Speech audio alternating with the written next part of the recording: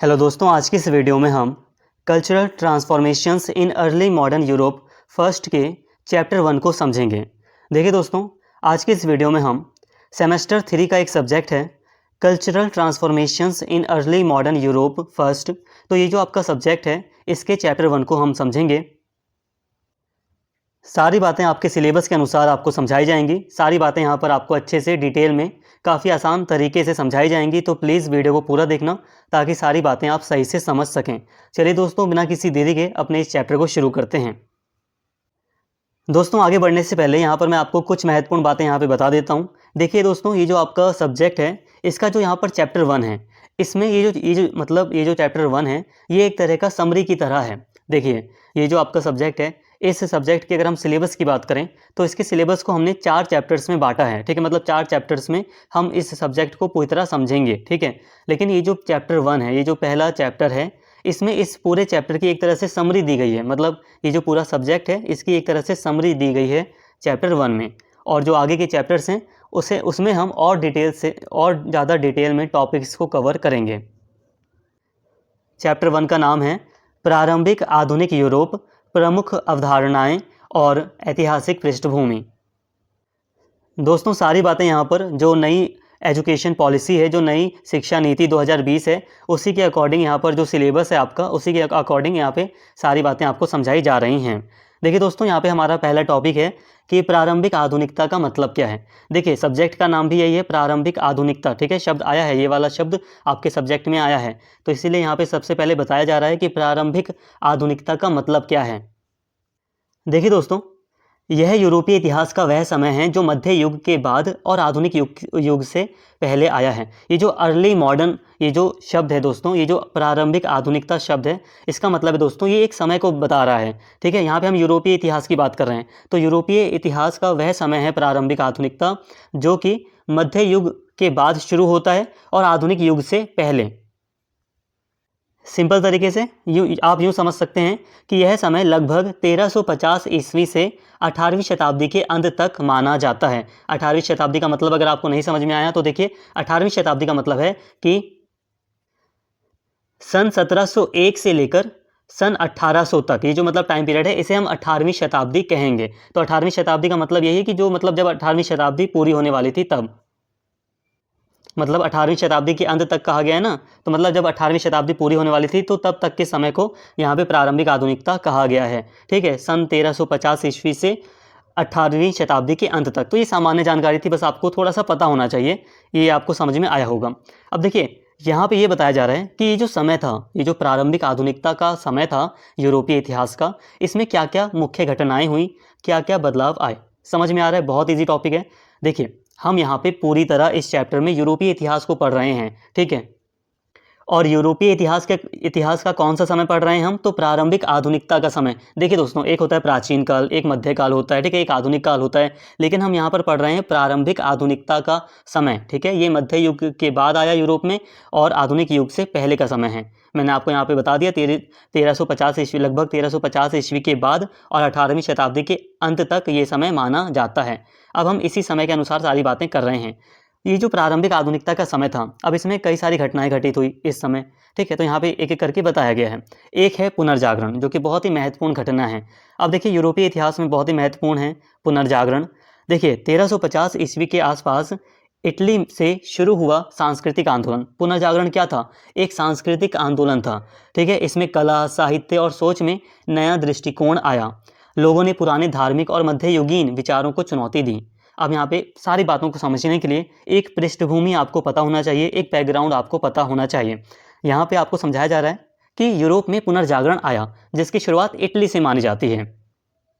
लेकिन 1350 से पहले, मतलब जब पुनर्जागरण नहीं आया था, तो उससे पहले यूरोप कैसा था, तो ये भी आपको पता होना चाहिए। तो देखिए दोस्तों, थोड़ा सा इतिहास जानिए यूरोप का। तो 1350 ईस्वी से पहले अगर हम बात करें, जब यूरोप में पुनर्जागरण नहीं आया था, तो उससे पहले अगर हम बात करें तो उस समय जो चर्च है यूरोप में, उसका प्रभाव बहुत अधिक था। आगे आपको बताया जाएगा। तो देखिए, चर्च का प्रभाव यूरोप में बहुत ही ज़्यादा था। ठीक है, मतलब आप यूँ कह सकते हैं कि धर्म का जो प्रभाव था यूरोप में, वो बहुत ज़्यादा था। धर्म का बोलबाला यूरोप में बहुत ज़्यादा था। कई सारी कुरीतियाँ थी, ठीक है, और कई सारी प्रथाएँ थी जिन पर कोई तर्क भी नहीं कर सकता था। तर्क वितर्क करने की आज़ादी नहीं थी, लोग कोई सवाल नहीं कर सकते थे, ठीक है। समाज में अंधविश्वास बहुत ज़्यादा था, चर्च में भ्रष्टाचार बहुत ज़्यादा फैला हुआ था, और जो मतलब जो साहित्य है, जो कलाएं हैं, उनका विकास बहुत ही कम था, मतलब एक तरह से उनका विकास रुक गया था। एक तरह से आप यूँ कह सकते हो कि 1350 ईस्वी से अगर हम पहले की बात करें, जब यूरोप में हमें पुनर्जागरण नहीं दिखाई देता है, तो उस समय आप यूँ कह सकते हो कि साहित्य कला के विकास के क्षेत्र में हमें यूरोप में अंधकार युग दिखाई देता है, ठीक है। एक ऐसा समय दिखाई देता है जिसमें हम देखते हैं कि यूरोप में तर्क वितर्क के लिए, विज्ञान के लिए कोई जगह नहीं होती, ठीक है। और जो चर्च है उसका प्रभाव बहुत ज़्यादा होता है, चर्च में भ्रष्टाचार बहुत ज़्यादा होता है, साहित्य कला इनका विकास रुक सा जाता है। तो हमें पुनर्जागरण से पहले ऐसा यूरोप दिखाई देता है। अब यहाँ पे हम यही देख रहे हैं कि जब पुनर्जागरण आता है तो क्या क्या बदलाव आते हैं, तो कला, साहित्य और सोच में नया दृष्टिकोण दिखाई देता है। देखिए, पुनर्जागरण का मतलब क्या है? पुनर्जागरण का मतलब है दोबारा जागृत होना। तो पुनर्जागरण में क्या हुआ कि जो प्राचीन यूरोप के जो साहित्य थे, जैसे कि ग्रीक, रोमन जो साहित्य थे, जो कलाएं थी, पुनर्जागरण के फलस्वरूप उनको दोबारा महत्व मिला और उनका और भी ज़्यादा विकास हुआ, और भी नए विचार, नए दृष्टिकोण सामने आए, जिससे कला साहित्य का विकास हुआ, सोच का विकास हुआ, ठीक है। अब लोगों ने व्यक्ति की स्वतंत्रता की बात करनी शुरू की, ठीक है, तर्क की बात करनी शुरू की, विज्ञान की बात करना लोगों ने शुरू किया। तो यही क्या था? यही था पुनर्जागरण। आई होप ये आपको समझ में आया होगा। बाकी आगे और भी डिटेल में आगे के चैप्टर्स में आपको पुनर्जागरण और दूसरी बातें पढ़नी है। ये तो बस एक समरी की तरह चैप्टर है, यहाँ पर आपको बताया जा रहा है। तो प्रारंभिक आधुनिकता के समय में हमें एक घटना दिखाई देती है यूरोप में, पुनर्जागरण, ठीक है, पुनर्जागरण होता है यूरोप में, ठीक है, ये आपको समझ में आ गया। इसके अलावा सुधार आंदोलन दिखाई देते हैं, इसी से जुड़ा हुआ है। देखिए, 16वीं शताब्दी में धार्मिक सुधार हुआ, यूरोप ईसाई धर्म के लोग अलग अलग गुटों, जैसे प्रोटेस्टेंट और कैथोलिक में बंट गया। मतलब यूरोप में जो ईसाई धर्म है वो अलग अलग गुटों में बंट गया, जैसे कि एक तरफ प्रोटेस्टेंट, एक तरफ कैथोलिक, और एक तरफ दूसरे मत। मतलब जो ईसाई धर्म है वो भी अलग अलग गुटों में, अलग अलग विचारों में बंटने लगा जब सुधार आंदोलन चले। देखिए दोस्तों, प्रोटेस्टेंट क्या है? तो देखिए, कैथोलिक धर्म के, मतलब जो कैथोलिक वर्ग था, जो कैथोलिक गुट है ईसाई धर्म का, तो उसके प्रोटेस्ट में, ठीक है, उसके मतलब विरोध में, तो वो प्रोटेस्टेंट, आपको समझ में आया होगा। दोस्तों एक और मैं आपको एग्जांपल देता हूँ यहाँ पे बैकग्राउंड के रूप में। देखिए, जैसे कि हम यहाँ पे अभी यूरोप की ही बात कर रहे हैं, तो देखिए यूरोप में पहले एक ये मान्यता थी। मैं यहाँ पे आपको पुनर्जागरण से पहले की बात बता रहा हूँ कि यूरोप कैसा था, आप थोड़ा सा समझ सकते हैं, अंदाज़ा लगा सकते हैं, ताकि आपको मतलब थोड़ा एक अंदाज़ा लग जाए कि जब यूरोप में सुधार हो रहे थे तो उससे पहले मतलब यूरोप में मानसिकता कैसी थी लोगों की। यूरोप में जो एक लंबा सुधार आंदोलन चला, तो उससे पहले जो समाज था यूरोप में, तो हमें वो ऐसा दिखाई देता है। एक उदाहरण से समझिए, जैसे कि एक मान्यता ये थी कि जो मतलब ब्रह्मांड है, ठीक है, उसका केंद्र पृथ्वी है। ऐसा जो मतलब यूरोप है, तो यूरोपीय समाज में ऐसी मान्यता थी कि जो ब्रह्मांड है उसका जो केंद्र है वो पृथ्वी है। मतलब जो सूरज है, जो चांद तारे हैं, ठीक है, वो सब के सब पृथ्वी के चारों तरफ घूमते हैं, ठीक है, सूरज, चांद, तारे, ठीक है, ये सब पृथ्वी के चारों तरफ घूमते हैं और ब्रह्मांड का केंद्र पृथ्वी है। ऐसी एक मान्यता थी, जिसको चर्च ने भी धर्म से जोड़कर साबित किया कि हाँ, ये बात बिल्कुल सही है, और मतलब धार्मिक रूप से भी इसको सही ठहराया गया इस बात को। लेकिन दोस्तों, निकोलस कोपरनिकस ने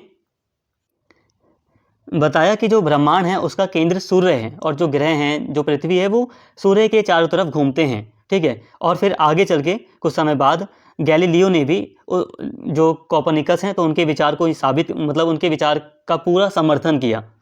तो उस समय तो दोस्तों, मतलब कोपरनिकस के समय तो लोगों ने उनके विचारों को बिल्कुल भी महत्व नहीं दिया, लेकिन गैलीलियो ने कोपरनिकस के विचार का समर्थन किया कि जो सूर्य है वो ब्रह्मांड का केंद्र है, और जो पृथ्वी है और जो अलग अलग जो ग्रह हैं वो सूर्य का चक्कर लगाते हैं, ठीक है। तो उस समय यूरोप में उनको धर्म विरोधी कहा गया।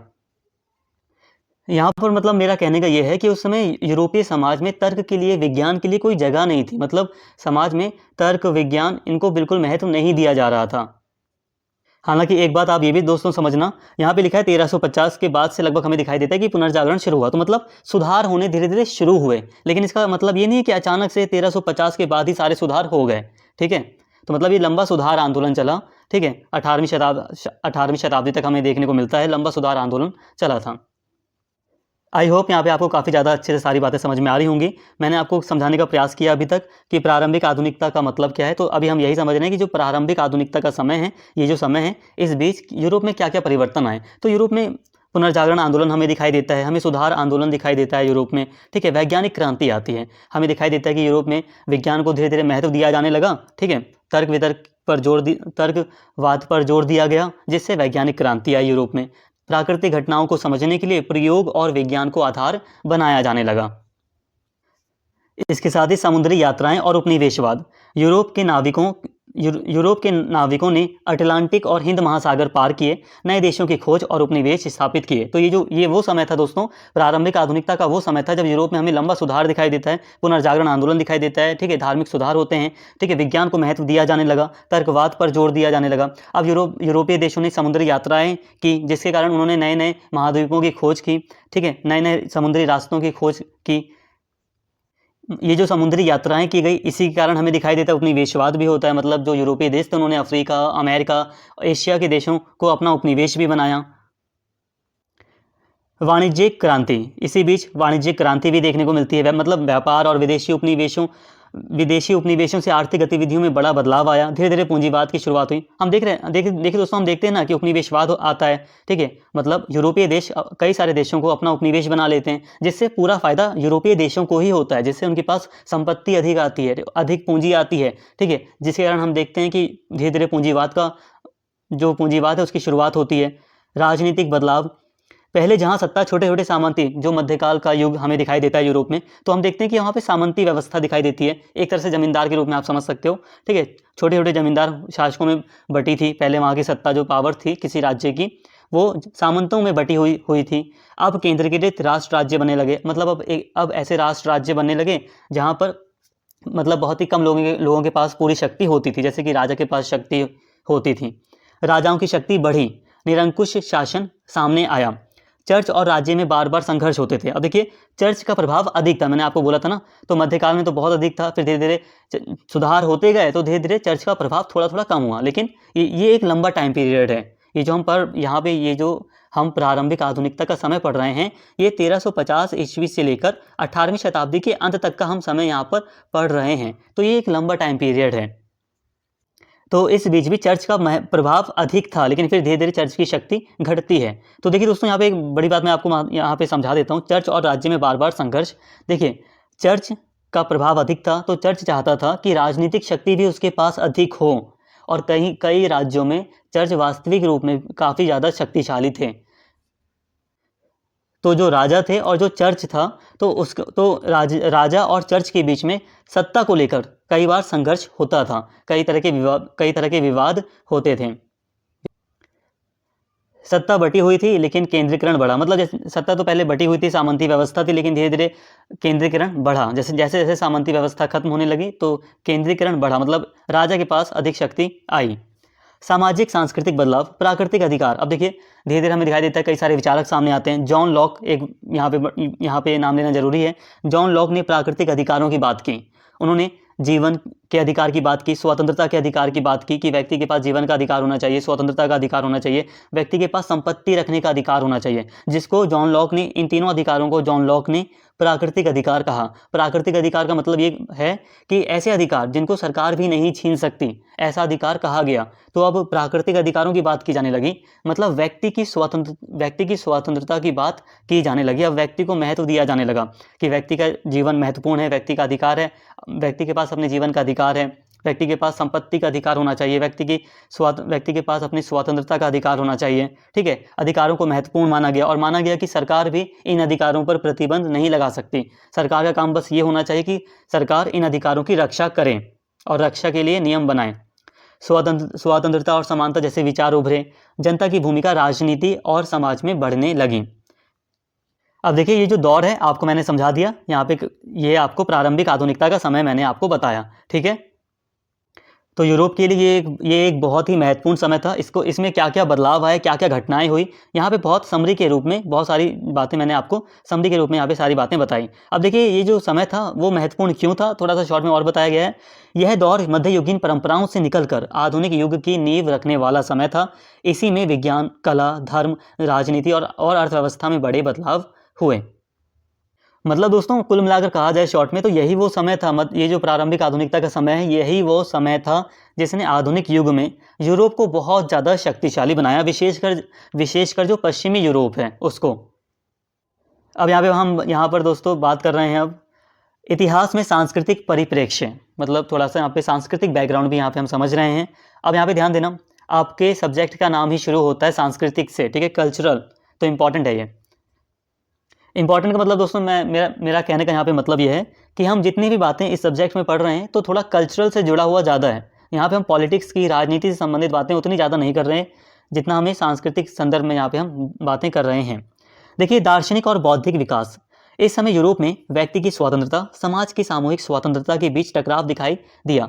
मतलब कुल मिलाकर कहा जाए तो व्यक्ति की स्वतंत्रता को काफ़ी ज़्यादा महत्वपूर्ण माना गया। लोग यह समझने लगे कि हर व्यक्ति का अपना अलग मूल्य और सोच होती है। यह सोच धीरे धीरे चर्च की परंपरागत मान्यताओं से अलग होकर आगे बढ़ी। इसी से व्यक्ति की आज़ादी पर आधारित सोच ने जन्म लिया और बाद में उदारवाद और पूंजीवाद की नींव बनी। देखिए, व्यक्ति की स्वतंत्रता इसी समय महत्वपूर्ण मानी जाने लगी और ये जो विचार था इसने उदारवाद और पूंजीवाद इसके विकास में भी महत्वपूर्ण भूमिका निभाई। वैश्विक दृष्टिकोण। अब देखिए दोस्तों, यूरोप का जो दृष्टिकोण हुआ वो अब वैश्विक बन गया। कैसे? देखिए, इस दौर में यूरोप के लोगों ने दुनिया को एक वैश्विक नज़रिए से देखना शुरू किया। जैसे होता है ना दोस्तों, अभी जैसे कि हम अपने घर पे हैं तो हम बस अपने घर तक ही देख रहे हैं, ठीक है, लेकिन जब हम बाहर निकलते हैं तो हम बाहर पूरा नज़ारा मतलब हमारा जो नज़रिया होता है वो थोड़ा बड़ा हो जाता है। तो अब देखिए, यूरोप के लोगों ने दुनिया को एक वैश्विक नज़रिए से देखना शुरू किया। वे अपने देशों से बाहर नई भूमि, संसाधन और ज्ञान की खोज में निकलने लगे। इन यात्राओं ने उन्हें नई संस्कृतियों और सभ्यताओं के बारे में पता चला। इन यात्राओं से उन्हें नई संस्कृतियों और सभ्यताओं के बारे में पता चला, लेकिन कुछ लोग दूसरों यानी कि जो गैर यूरोपीय समाज थे उनको अपने नियंत्रण में रखना चाहते थे। यही सोच आगे चलकर उपनिवेशवाद की नींव बनी। देखिए दोस्तों, यूरोपीय देशों के द्वारा समुद्री यात्राएं की गई, जिसके द्वारा नई भूमि की खोज के प्रयास किए गए। देखिए दोस्तों, कुल मिलाकर कहा जाए तो शुरुआत में हमें दिखाई देता है कि जो पश्चिमी यूरोपीय देश थे, ठीक है, स्पेशली हम पश्चिमी यूरोपीय देश की बात कर रहे हैं, जैसे कि स्पेन हो गया, ठीक है, पुर्तगाल और भी देश आप कह सकते हो, तो उनके द्वारा ये प्रयास किया जा रहा था कि भारत तक आने का समुद्री मार्ग खोजा जाए। ठीक है, भारत तक आने का, यूरोप, मान लीजिए ये यूरोप है तो यहाँ भारत है, ठीक है, तो यहाँ पे बीच में अफ्रीका है, ठीक है, तो भारत तक आने का समुद्री मार्ग खोजने का प्रयास किया जा रहा था यूरोपीय देशों के द्वारा। ठीक है, तो अब यूरोपीय देशों के द्वारा ये जो प्रयास किया जा रहा था भारत तक आने का समुद्री मार्ग, मतलब भारत तक समुद्री मार्ग से आने का जो रास्ता ढूंढने का प्रयास यूरोपीय देशों के द्वारा किया जा रहा था, इसके चलते यूरोपीय देशों के द्वारा इसके चलते कई सारी खोजें हुई। जैसे कि क्रिस्टोफर कोलंबस के द्वारा अमेरिका की खोज कर दी जाती है। अब देखिए, क्रिस्टोफर कोलंबस का उद्देश्य यही था कि वो भारत की खोज करना चाहते थे, समुद्री मार्ग, भारत तक आने के समुद्री मार्ग के रास्ते की खोज करना चाहते थे, लेकिन उनके द्वारा अमेरिका महाद्वीप की खोज कर दी जाती है।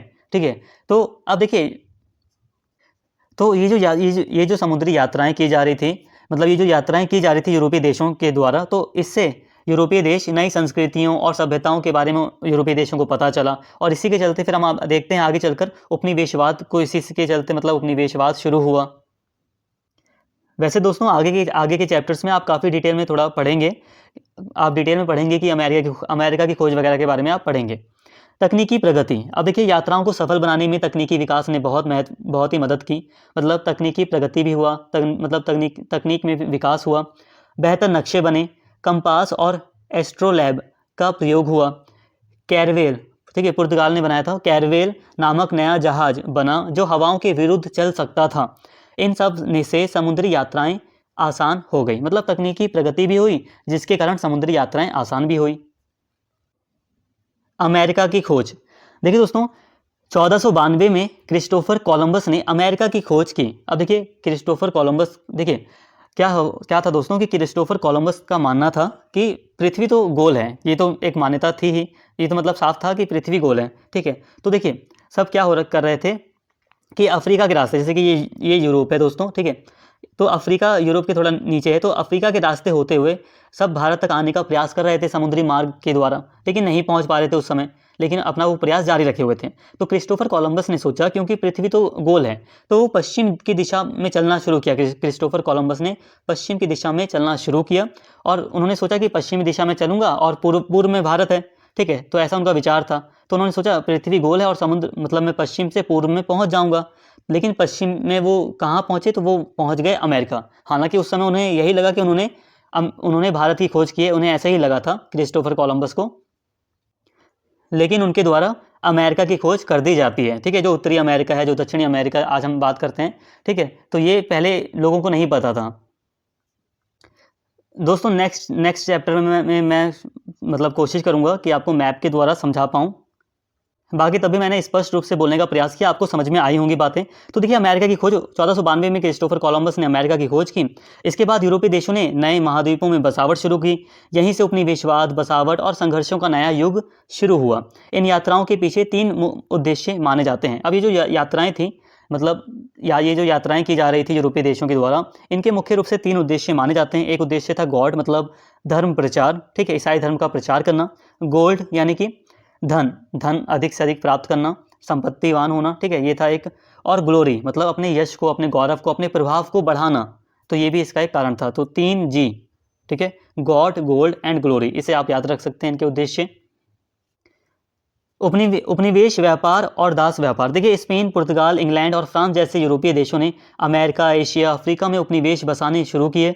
उपनिवेशों से उन्हें सोना, चांदी, मसाले, कपास, तंबाकू और गन्ना जैसी चीज़ें मिली। अब देखिए दोस्तों, यहाँ पे ये बात आपको बिल्कुल स्पष्ट रूप से समझ में आ गई होगी। अब यहाँ पे मैं कहना ये चाहता हूँ कि जो मेन समझाने वाली बात थी वो मैंने आपको समझा दी। अब यहाँ पे जितनी भी बातें लिखी हुई हैं ये ज़्यादा समझाने वाली नहीं है एक्चुअली, मतलब जो मैंने आपको अभी तक पहले बातें आपको पढ़ाई हैं, समझाई हैं, ये बातें आपको अब हेल्प करेंगी इन बातों को बहुत ही आसान तरीके से समझने में।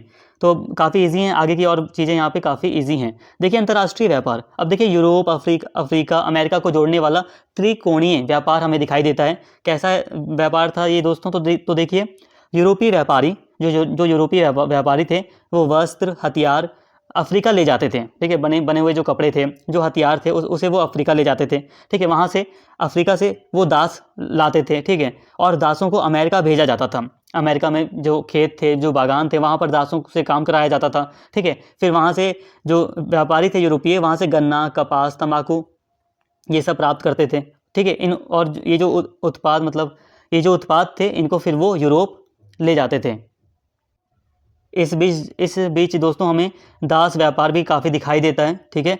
दास व्यापार की त्रासदी, लाखों अफ्रीकियों को पकड़कर अमेरिका के बागानों में काम करने के लिए भेजा गया। बाद में कुछ ईसाई समूह जैसे क्वेकर्स ने इसका विरोध किया।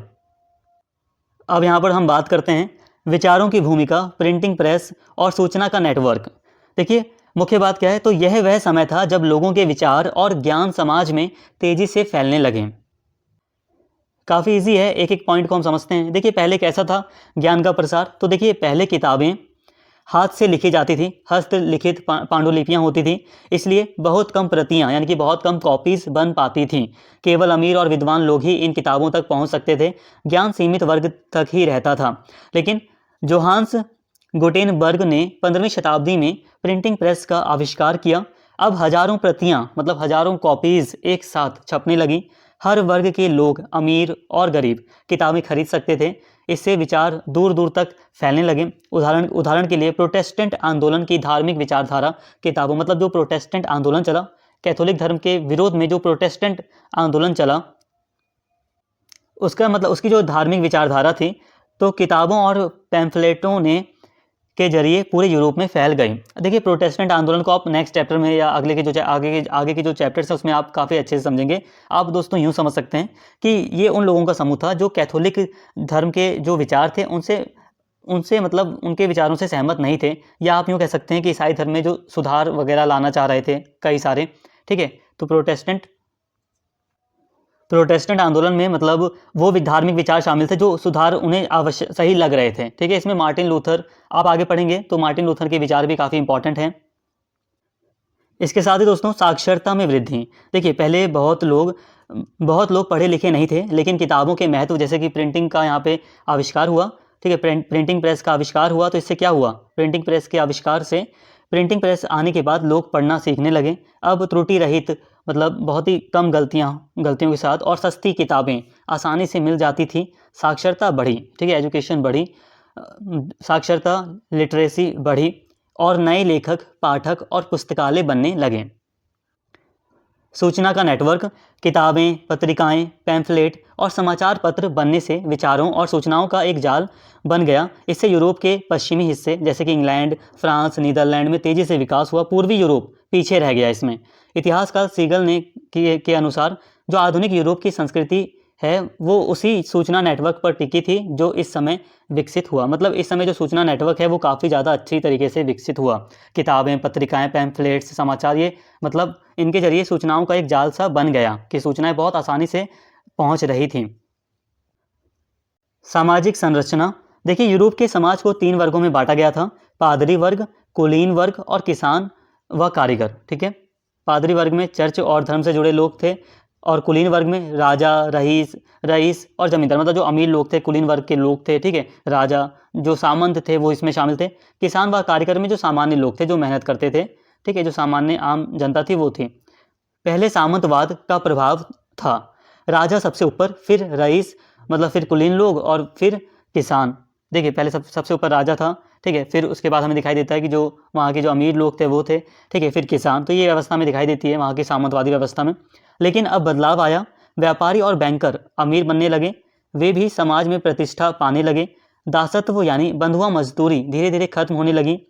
समाज अब धीरे धीरे आधुनिक और खुला बनने लगा। मतलब यूरोप में दोस्तों जो सामंतवाद के अंतर्गत जो सर्फडम व्यवस्था थी, मतलब एक दासत्व व्यवस्था थी। ये कैसी व्यवस्था थी, तो यहाँ पे देखिए, यहाँ पे से दास व्यवस्था से ज़्यादा आप बंधुआ मजदूरी के रूप में से समझिए। तो जो बंधुआ मजदूरी जैसी जो व्यवस्था थी सामंतवादी व्यवस्था के अंतर्गत, ठीक है, जो सर्फ किसान थे, ठीक है, तो ये जो व्यवस्था थी ये खत्म होने लगी। समाज अब धीरे धीरे आधुनिक और खुला बनने लगा। हालांकि समाज अब भी पितृसत्तात्मक था, लेकिन कुछ महिलाएं भी व्यापार और संपत्ति के प्रबंधन में भाग लेती थी। तो ये बात भी आपको क्लियरली समझ में आई होगी। ज़्यादा यहाँ पे समझाने वाला कोई ज़्यादा एक्स्ट्रा पॉइंट नहीं है कि एक्स्ट्रा डिटेल में पढ़ाया जाए। आपको यहाँ पे ईजी लिखा हुआ है और स्टार्टिंग में मैंने आपको कई सारी बातें समझाई। देखिए शहरीकरण और वाणिज्य, अब यहाँ पे और कुछ बातें बताई जा रही हैं। ये जो दौर था, ये जो समय था प्रारंभिक आधुनिकता का, इसमें हमें दिखाई देता है कि इस समय शहरों का विकास बहुत तेज हुआ। जनसंख्या बढ़ी, बाजार और मेले बढ़े, व्यापार का विस्तार हुआ। अब एक्सचेंज, बैंक, संयुक्त स्टॉक कंपनियां और ऋण प्रणाली विकसित हुई। लंबी दूरी का व्यापार भी अब आसान और लाभदायक बन गया। शिक्षा के केंद्र, इस समय विश्वविद्यालयों की स्थापना हुई। अब देखिए दोस्तों, एक पॉइंट तो आप ध्यान ही रखना कि व्यापार का विस्तार हुआ। क्यों हुआ, एक इसका मेजर पॉइंट यही है कि जब यूरोपीय देशों के द्वारा जो समुद्री यात्राएं की गई उसके द्वारा व्यापार का विस्तार हुआ। ठीक है, उपनिवेशवाद की शुरुआत हो गई थी, ठीक है, जिससे कि यूरोपीय देशों को बहुत फ़ायदा हुआ। यूरोपीय देशों ने कई सारे अफ्रीका, अमेरिका, एशिया के देशों को अपना उपनिवेश बनाया और वहाँ से संसाधनों का अत्यधिक दोहन किया। आगे बढ़ रहे हैं, यहाँ पे एक पॉइंट और है दोस्तों, तो शास्त्रीय और मध्यकालीन विरासत का अवलोकन। मतलब मध्यकालीन जो यूरोप का इतिहास रहा है तो उसने किस तरह से आगे के इतिहास को मतलब किस तरह से दिशा दी, तो यही बातें हैं यहाँ पर, समझते हैं इसे भी। देखिए प्रारंभिक आधुनिक यूरोप 15वीं से 18वीं शताब्दी में जो बदलाव हुए, जैसे कि यहाँ पे लिख दिया गया है कि 15वीं शताब्दी से, तो मैंने आपको स्टार्टिंग बताया था ना 1350 ईस्वी, तो आप लगभग वही समझ सकते हैं। तो यहाँ पे लगभग है, ठीक है, थोड़ा सा 19-20 है इसमें कि 1350 ईस्वी कह लो, मतलब 14वीं शताब्दी के अंत से या 15वीं शताब्दी की शुरुआत से। ठीक है, तो 15वीं सदी से 18वीं शताब्दी में जो बदलाव हुए वे अचानक नहीं आए, बल्कि मध्ययुगीन यूरोप की पुरानी व्यवस्थाओं और परंपराओं से प्रभावित थे। यानी नया यूरोप पुराने यूरोप की विरासत पर खड़ा था। मतलब यहाँ पे ये कहा जा रहा है कि जो बदलाव हुए प्रारंभिक आधुनिक काल में यूरोप में, तो वो अचानक नहीं हुए थे। मध्यकालीन यूरोप, जो मध्यकालीन समय था, तो उस समय जो पुरानी व्यवस्था थी, ठीक है, उससे वो प्रभावित थे बदलाव। इसका मतलब अभी मैं आपको समझाता हूँ। देखिए दोस्तों, यहाँ पे यही कहा जा रहा है कि जो प्रारंभिक आधुनिक काल में हमें बदलाव दिखाई देते हैं वो अचानक नहीं हुए थे। मतलब मध्ययुगीन काल से ही धीरे धीरे ऐसा मतलब सुधार की आवश्यकता महसूस होती गई और फिर धीरे धीरे सुधार होने शुरू हुए, धीरे धीरे बदलाव आने शुरू हुए, वो अचानक बदलाव नहीं आए थे। धीरे धीरे समाज में ऐसे समूह बनने लगे जैसे व्यापारी, शिल्पकार, शिक्षक और मजदूर, मतलब नागरिक समाज का विकास होने लगा। जैसे कि व्यापारियों का संगठन बनने लगा, शिल्पकारों का संगठन बनने लगा, लिखिए ठीक है, मजदूरों का संगठन, शिक्षकों का संगठन, ठीक है, ये लोग संगठित होकर अपनी बात रखने लगे। अब राजा या अभिजात वर्ग को इन्हें सुनना और उनके साथ सत्ता बांटना पड़ता था। मतलब अब जो आम जनता है वो भी सशक्त होने लगी, ठीक है, धीरे धीरे उनका विकास होने लगा। उन्होंने अपना अपना संगठन बनाया, तो उन्होंने अपनी बात को स्पष्ट रूप से सामने रखा, जिससे कि जो राजा हैं, जो अभिजात, जो कुलीन वर्ग है, तो उसे भी उनकी बातों को सुनना पड़ा, ठीक है, और उनके साथ सत्ता बांटनी पड़ी। यानी अब राजा अकेला शासक नहीं रहा, सामान्य लोग भी समाज में अपनी भूमिका निभाने लगे। सामंती संरचना की विरासत, मतलब ये जो आधुनिक समय हमें, ये जो प्रारंभिक आधुनिक हमें समय दिखाई देता है, इसमें देखिए पहले हम सामंती यहाँ पे व्यवस्था की ही बात कर लेते हैं एक बार। तो देखिए एक बार सामंती, यहाँ पर देखिए सामंती संरचना की विरासत, मतलब मध्ययुगीन यूरोप में सत्ता बटी हुई थी, बताया मैंने आपको, ठीक है। राजा सबसे ऊपर, फिर रईस, फिर योद्धा, फिर किसान, हर व्यक्ति किसी ना किसी ऊपर वाले के अधीन था। मतलब ऐसी व्यवस्था थी, बस आपको ये बताया जा रहा है, ठीक है। अब देखिए प्रारंभिक आधुनिक जो यूरोप है, तो इस समय हमें दिखाई देता है कि स्थानीय नगरों में नागरिक समाज अधिक सक्रिय था। वहाँ लोगों ने राजाओं से साझी सत्ता की मांग की। इससे लोकतंत्र का बीज पड़ा, मतलब लोकतंत्र की नींव रखी गई, जहाँ जनता किसी शासन की वैधता पर सवाल उठा सकती थी। यह नागरिक समाज की सबसे बड़ी विरासत थी। चर्च की भूमिका और टकराव, उस समय चर्च बहुत ताकतवर था। मध्ययुगीन काल की अगर हम बात करें तो चर्च काफ़ी ताकतवर था।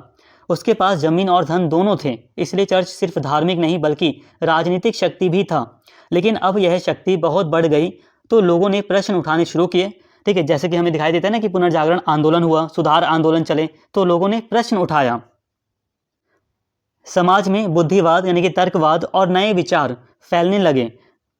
मैक्स वेबर ने कहा कि यूरोप में तर्क और बुद्धिवाद का उदय चर्च की शक्ति को चुनौती देने से शुरू हुआ। तो मैक्स वेबर एक विद्वान है दोस्तों, तो इनके द्वारा ये कहा गया कि यूरोप में जो तर्क और बुद्धिवाद का उदय हुआ वो चर्च की शक्ति को चुनौती देने से शुरू हुआ। पुनर्जागरण, देखिए पुनर्जागरण और सुधार आंदोलन, इन दोनों आंदोलनों ने पुराने धार्मिक और सामाजिक ढांचे को चुनौती दी। पुनर्जागरण ने कहा पुराने ज्ञान को फिर से जीवित करो। सुधार आंदोलन ने कहा चर्च की गलतियों को सुधारो। यानी अब यूरोप अंधविश्वास से निकलकर बुद्धिवाद और तर्क की ओर बढ़ रहा था। आई होप ये बात आपको समझ में आई होगी।